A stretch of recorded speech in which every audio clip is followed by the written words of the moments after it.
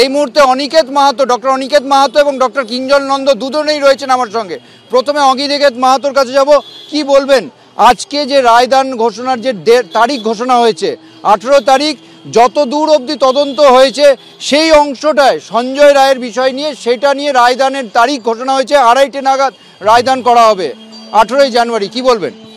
যে কথা বলার, জুনিয়র ডাক্তার থেকে শুরু করে সমস্ত নাগরিক সমাজের মনের মধ্যে যে প্রশ্ন ছিল সেটা এটাই যে এক না একাধিক কতজন ব্যক্তি এই ঘটনার সাথে জড়িত, এই জায়গা পরিষ্কারভাবে আসতে হবে। যদি একা সঞ্জয় রায় হয়, যদি সেই কথাই বলেন, তাহলে সঞ্জয় রায়ের মোটিভ কি, উদ্দেশ্য কি?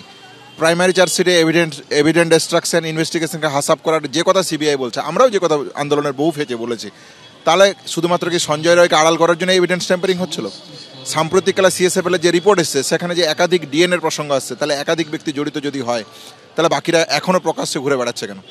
তাহলে ট্রায়াল হতে পারে, ট্রায়াল সম্পূর্ণ হতে পারে, সঞ্জয় রায় একজন অভিযুক্ত হতেই পারে, তাকে দোষী সাজা দিতে হতে পারে, কিন্তু এক না একাধিক পরিষ্কার বলুন, মোটিভ কী ছিল পরিষ্কার বলুন, বাকিদেরকে গ্রেপ্তার করুন, এভিডেন্স টেম্পার ইনভেস্টিগেশন হাসাব যা হয়েছে তার জন্য জামিনে তারা মুক্ত পেল কেন? সাপ্লিমেন্টারি চার্জশিট দিন, তাদেরকে অ্যারেস্ট করুন এবং এই কথা বলুন যে এভিডেন্ট ডিস্ট্রাকশন ইনভেস্টিগেশন হাসাব করার উদ্দেশ্য কী ছিল, মোটিভ কী ছিল? তাহলে এক না একাধিক মোটিভ কী ছিল?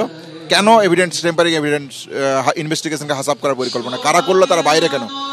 তাদেরকে গ্রেপ্তার করুন, সাপ্লিমেন্টারি চার্জশিট দিন এবং তাদের মোটিভ কি, কাকে বাঁচাতে চাইলো, এই সমগ্র বিচার যদি, এই সমগ্র প্রসঙ্গ যদি উঠে আসে, তবে আমরা মনে করব ন্যায় বিচারের পথে আমরা এগোতে পারছি। তারা সন্তুষ্ট নয়, সমগ্র বিষয়ের উত্তর চাইছে। আমরা কিঞ্জন নন্দর কাছে যাব, আপনি কি বলবেন? যেটা বলা হচ্ছে এখন অবধি বিচার প্রক্রিয়া শেষ হয়নি, যতক্ষণ অবধি যতটা অবধি তথ্য পাওয়া গেছে সেই অংশ অনুযায়ী রায়দান ঘোষণা হচ্ছে এবং এই 18 তারিখে যে রায়দান হবে 2:30 নাগাদ, আপনারা আজকে সারা রাত থাকবেন বলছেন, মিছিল করেছেন, কি মনে হচ্ছে? আপনারা তো বলেছিলেন অর্গানাইজড ক্রাইম এটা। দেখুন, আমরা আন্দোলনের শুরু থেকেই একটা কথা বলে এসেছি যে এই ঘটনা যে বা যারা ঘটিয়েছে তার চরমতম শাস্তি। তাহলে সঞ্জয় রায়কে দোষী সাব্যস্ত করা হয়েছে এবং তার চরমতম শাস্তি দিক, তাতে কোনো অসুবিধে নেই।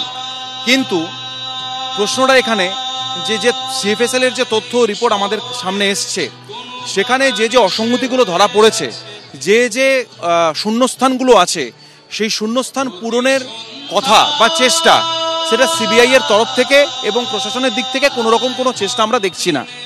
তাহলে সঞ্জয় রায়, এবং এটা তো সত্যি যে এই ঘটনা ঘটার পর সেই ঘটনাকে চাপা দেবার জন্য যে ঘটনাগুলো ঘটেছে, যার যা এফআইআর নিয়ে সমস্যা এবং বিভিন্ন লোকের ক্রাইম সিনে চলে যাওয়া এবং 14 তারিখের রাত্রের যে ভ্যান্ডালিজম, সেখানে তো পরিষ্কার জনসমক্ষে সবাই এসে বলেছিল যে কোথায় 3rd ফ্লোর, তারা বুঝতে না পেরে 2nd ফ্লোরে ইএনটি ডিপার্টমেন্টে গিয়ে ভাঙচুর করেছে। তাহলে এই ঘটনাগুলো কেন ঘটলো?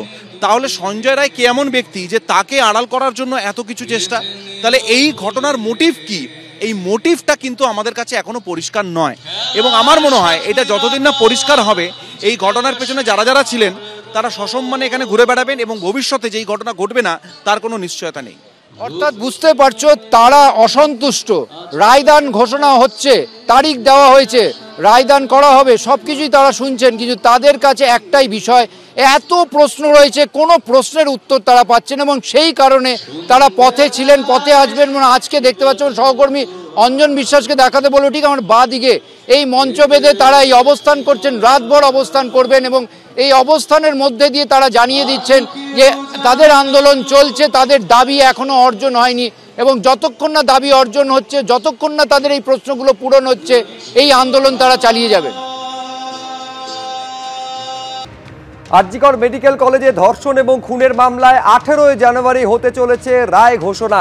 18 জানুয়ারি রায় ঘোষণা করবে শিয়ালদা আদালত। আরজিকর মেডিকেলে ধর্ষণ খুনের মামলার বিচার প্রক্রিয়া শেষ ওই দিন, অর্থাৎ 18 তারিখ দুপুর 2:30টায় হবে রায় ঘোষণা। বিচার প্রক্রিয়া শুরুর 2 মাসের মাথায় রায়ের দিন ঘোষণা। আপনারা জানেন 9 আগস্ট 2024 আরজিকর মেডিকেলে চিকিৎসককে ধর্ষণ এবং খুনের ঘটনা সামনে আসে, অর্থাৎ আরজিকরের ঘটনা সামনে আসার 5 মাসের মাথায় রায়ের দিন ঘোষণা।